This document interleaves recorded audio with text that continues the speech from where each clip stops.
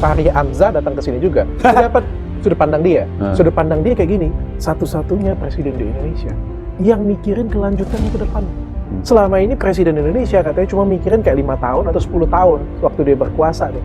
Ini ada seorang namanya Bapak Joko Widodo, dia memikirkan setelah ini dia pengen semua program dia masih berjalan.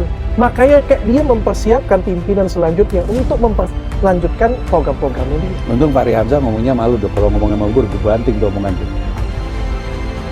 Bang Fahri, kawan kita. Tahu nggak kenapa dong? Komika Pandji Pragiwaksono terkesan menahan tawa saat Dr. Richard Lee mengungkapkan pikiran Fahri Hamzah terkait Presiden Jokowi yang menurutnya punya visi panjang tentang Indonesia 2045. Mendengar pemaparan Dr. Richard, Pandji Pragiwaksono tertawa mengejek lalu memberikan jawaban. Coba Fahri ngomong di depan saya, sudah saya banting itu argumennya. Pak Joko Widodo, dia memikirkan setelah ini dia pengen semua program dia masih berjalan. Makanya kayak dia mempersiapkan pimpinan selanjutnya untuk melanjutkan program-programnya dia. Untung Fahri Hamzah ngomongnya malu dong, kalau ngomongnya sama gue banting tuh omongan tuh. Bang Fahri, kawan kita. Tahu nggak kenapa dong? Dr. Richard awalnya bercerita bahwa politisi Partai Gelora tersebut pernah datang ke podcastnya lalu mengutarakan pikirannya. Jokowi adalah satu-satunya presiden Indonesia yang memikirkan keberlanjutan. Biasanya seorang presiden cuma memikirkan 5 tahun sampai 10 tahun ia berkuasa. Ini ada seorang presiden yang bernama Jokowi memikirkan setelah ini agar semua programnya tetap berjalan. Maka ia mempersiapkan pemimpin selanjutnya untuk melanjutkan programnya. Mendengar hal tersebut, Pandji menjawab, untung jawabnya sama elu dok, kalau sama gue sudah pasti gue banting argumennya. Bang Fahri pun tahu itu kan omongan kecap. Masa ada presiden yang nggak peduli sama keberlanjutan programnya? Masa SBY nggak peduli sama keberlanjutan programnya? Nggak mungkin. Itu obrolan yang omongan yang sangat subjektif. Bahwa Pak Jokowi adalah presiden pertama dalam sejarah Republik ini yang peduli dengan keberlanjutan. Gua kasih tahu sesuatu yang objektif dan data. Presiden Jokowi adalah satu-satunya presiden Republik Indonesia dalam sejarah yang anaknya jadi kepala daerah. Pandji lalu melanjutkan, jika itu omongan kecap, masa ada presiden yang tidak memikirkan keberlanjutan programnya? Masa Susilo Bambang Yudhoyono tidak memikirkan keberlanjutan programnya? Itu tidak mungkin. Itu adalah omongan yang sangat subjektif. Kalau fakta dan data, Jokowi adalah satu-satunya presiden dalam sejarah yang anaknya dan menantunya menjadi kepala daerah. Pandji lalu melanjutkan, jika ada yang bertanya salahnya di mana politik dinasti, itu kan dipilih oleh rakyat. Pandji lalu menjawab, Jokowi punya anak di eksekutif dan legislatif, lalu omnya di yudikatif. Artinya Jokowi punya perwakilan semua orang di trias politika, eksekutif, legislatif, dan yudikatif. Hal ini yang bisa menjadi pertanda bahwa Jokowi ingin mengubah negara demokratis ke dalam negara kerajaan. Seorang bertanya, salahnya di mana? Oke, sekarang lu punya menantu wali kota, lu punya anak wali kota, jadi lu punya orang di eksekutif, om di yudikatif, anak di legislatif. Menantu di mana? Kan anaknya Kaisang kan legislatif kan? Iya. Menantu di wali kota kan? Iya. Artinya Pak Jokowi punya orang di eksekutif, yudikatif, sama legislatif. Ini namanya trias politika. Dulu semuanya jadi satu dok. Dulu satu orang si raja yang nentuin. Ya gue adalah suara rakyat, ya gue hakimnya, ya gue jaksanya, ya gue yang nentuin, ini semuanya gue. Mau itu Kaisang, mau itu Gibran, mau itu Pak Jokowi, semuanya ngomong. Ya kan ini mah bukan dinasti. Ini kan demokrasi, kan dipilih, kan rakyat yang milih. Kalau dinasti kan kerajaan. Gue setiap kali dengar gitu bilang, ya kita semua juga tahu itu.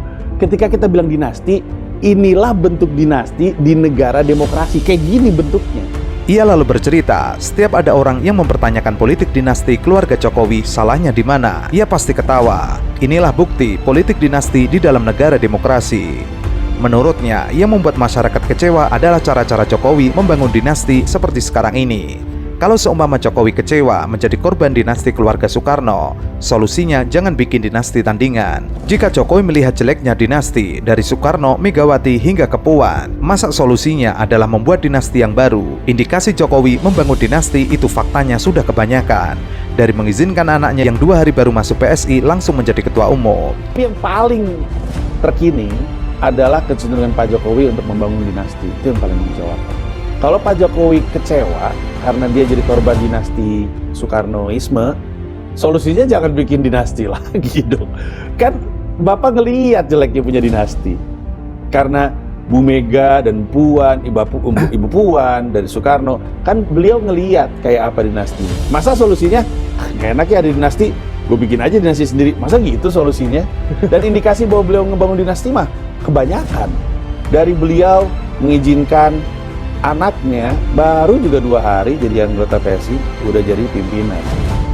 Banyak orang khawatir dengan cara Jokowi melanjutkan kekuasaan. Sekarang ini, masyarakat dipertontonkan dengan cara terbuka memihak kepada salah satu paslon, yaitu Prabowo. Jokowi mungkin tidak ngomong, tapi etikanya, jika Firly Bahuri saja sebagai ketua KPK tidak akan bertemu dengan siapapun yang sedang berkasus, kenapa logika itu tidak bisa diterapkan ke presiden yang bertemu dengan capres yang sedang berkontestasi pilpres? Terlalu banyak orang pada khawatir sama apa yang Pak Jokowi lakukan dan diamnya Pak Jokowi. Sekarang ya, presiden secara terbuka kelihatan, tidak secara terbuka mengakui, secara terbuka kelihatan menunjuk berpihak sama satu paslon. Siapa? Ya Pak Prabowo. Nggak akan ngomong, beliau nggak akan ngomong. Tapi kalau Firly Bahuri sebagai pimpinan KPK nggak boleh ketemu sama siapapun yang sebenarnya lagi berkasus, kenapa logikanya tidak bisa kita aplikasikan sama presiden yang sebenarnya nggak boleh ketemu sama salah satu capres? Ini makan siang bareng, semua orang bisa lihat. Dr. Rikat lalu menimpali, ini presiden dengan Menteri Pertahanan. Panji lalu menjawab, kenapa harus berdua di muka umum? Padahal bisa dilakukan di istana atau tempat tertutup lain. Pak, presiden dengan Menteri Pertahanan, Pak. Kenapa Menteri Pertahanan harus di ruang terbuka? Kenapa nggak di kerjaan? Kenapa nggak dipanggil di istana atau manggil ke tempatnya menteri? Kenapa harus di restoran? Ruang meeting lagi penuh. Mungkin. Emang situ startup. Ruang meetingnya habis, itu startup. Itu buruk loh. Kok nggak ada yang ngomongin sih? Dr. Rikat lalu menjawab, mungkin tempat meetingnya lagi penuh. Panji menjawab, emang startup, tempat meeting habis. Itu buruk dalam demokrasi. Kok tidak ada yang ngomongin?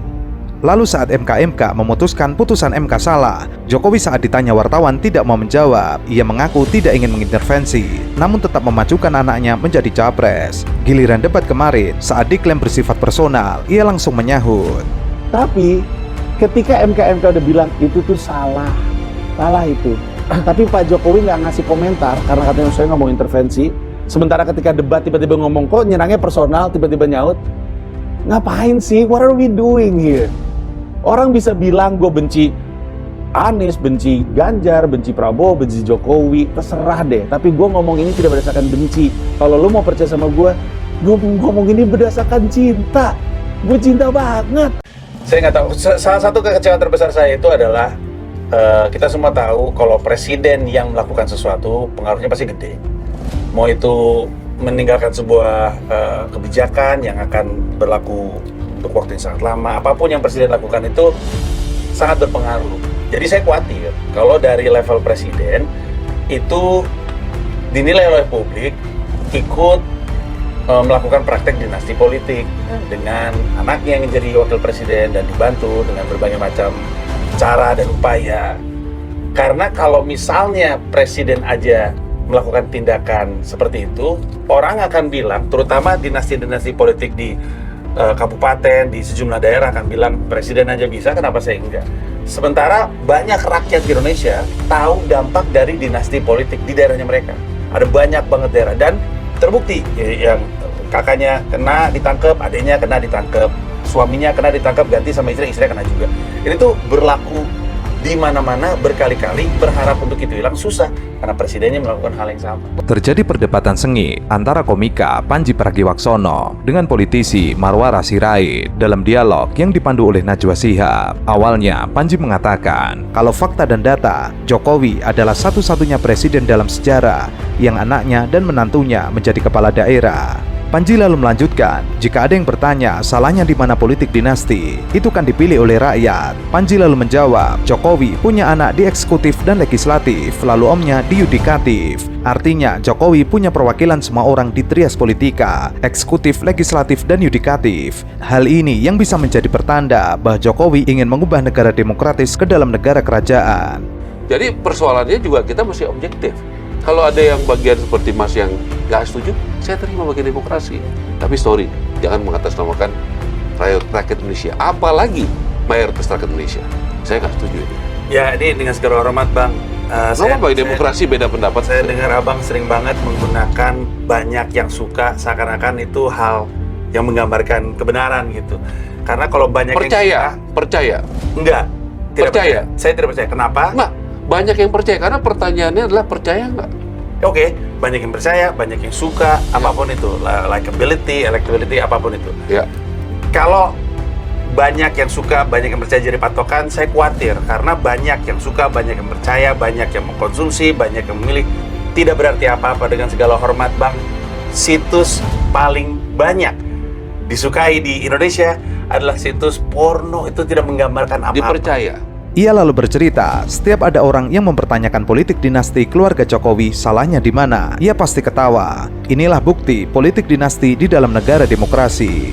Menurutnya, yang membuat masyarakat kecewa adalah cara-cara Jokowi membangun dinasti seperti sekarang ini. Kalau seumpama Jokowi kecewa menjadi korban dinasti keluarga Soekarno, solusinya jangan bikin dinasti tandingan. Jika Jokowi melihat jeleknya dinasti dari Soekarno, Megawati hingga ke Puan, masa solusinya adalah membuat dinasti yang baru? Indikasi Jokowi membangun dinasti itu faktanya sudah kebanyakan. Dari mengizinkan anaknya yang 2 hari baru masuk PSI langsung menjadi ketua umum. Ya mungkin dipercaya. Saya nggak tahu apakah dia dipercaya. Makanya karena kamu nggak tahu, saya kasih tahu ukurannya percaya. Kita nggak bisa benar-benar mengambil itu kalau misalnya Kamu nggak ada. lihat, kamu juga termasuk yang nggak percaya sama survei berarti? Enggak, saya nggak tahu Saya nggak ketika betul, orang terpilih. Saya nggak tahu ketika Gibran terpilih adalah karena dipercaya atau karena disukai atau karena percaya pada bapaknya. Itu yang saya nggak tahu. Dipercaya. Datanya jelas. Tadi saya bilang sama anak-anak, buka kok datanya semua survei. Jauh di atas Mahfud, Pak Mahfud, dan jauh di atas Mas Muhaimin. Itu jelas kok orang. Kalau ada bagian-bagian yang nggak setuju, yang memang nggak terima, itu bagian aja. Tapi jangan klaim mayoritas rakyat Indonesia. Banyak orang khawatir dengan cara Jokowi melanjutkan kekuasaan. Sekarang ini, masyarakat dipertontonkan dengan cara terbuka memihak kepada salah satu paslon, yaitu Prabowo. Jokowi mungkin tidak ngomong, tapi etikanya, jika Firly Bahuri saja sebagai ketua KPK tidak akan bertemu dengan siapapun yang sedang berkasus, kenapa logika itu tidak bisa diterapkan ke presiden yang bertemu dengan capres yang sedang berkontestasi pilpres? Ini nggak ada kaitannya dengan popularitas dan elektabilitas kan? Itu jelaskan ke masyarakat dong. Kalau Anda berkeyakinan kayak begitu, kamu punya banyak forum, banyak pengikut. Yakinkan masyarakat dengan pendapat kamu berdua. Supaya rakyat juga jadi nggak milih Prabowo sama Gibran. Kan gitu juga. Selama ini bukannya begitu. Iya, dan Tapi kan rakyat tetap percaya sama Prabowo Gibran juga. Berarti nggak percaya sama kamu gitu loh. belum. Udahlah. Proses Kamu dong, kan Bang. udah lakukan. Proses dong. Iya. Nanti kamu coba lagi. Makanya lebih sering lagi ke publik gitu loh. Rencananya begitu. Ya, supaya rakyat percaya dengan pandangan depan, sampai Bang. hari begini. Sampai hari Tahun ini. depan. Nah, sampai hari ini rakyat nggak percaya sama kamu. Gitu. Kalau saya sih Ada ngeliat gitu. Dia kan salah ya menilai apa yang Iya, saya sampaikan. iya. Justru kita senang. Justru Kamu- saya nurut sama abang. Abang kan nyuruh saya turun. Saya berencana seperti Kamu itu. sudah turun, tapi lebih rajin lagi. Ini gimana? Tidak ada satu, ini kita ngomong fakta aja bang. Tidak ada satupun pelawak dalam sejarah Republik ini yang bikin pertunjukan tunggal lebih banyak daripada saya. Tidak ada.